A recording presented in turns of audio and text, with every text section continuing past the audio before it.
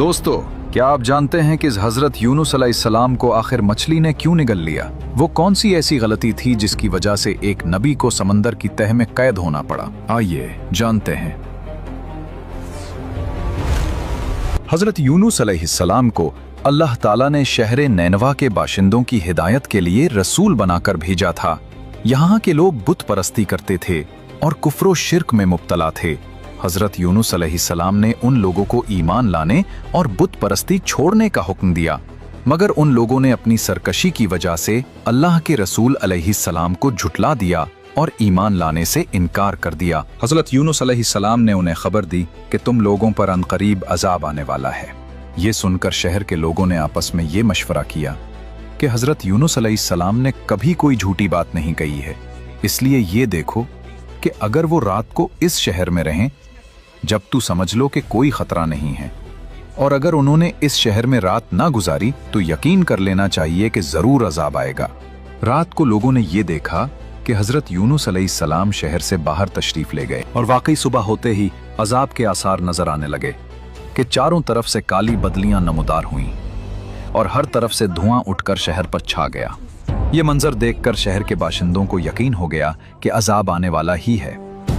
तो लोगों को हजरत यूनुस अलैहिस्सलाम की तलाश व जुस्तजू हुई, मगर वो दूर दूर तक कहीं नजर नहीं आए।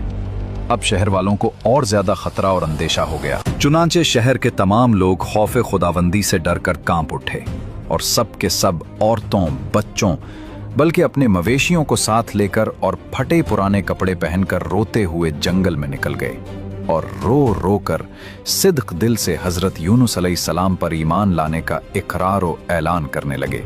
शौहर बीवी से और माए बच्चों से अलग होकर सब के सब इस्तिग़फ़ार में मशगूल हो गए और दरबार बारी में गिड़ गिड़ा कर गिरिये वज़ारी शुरू कर दी।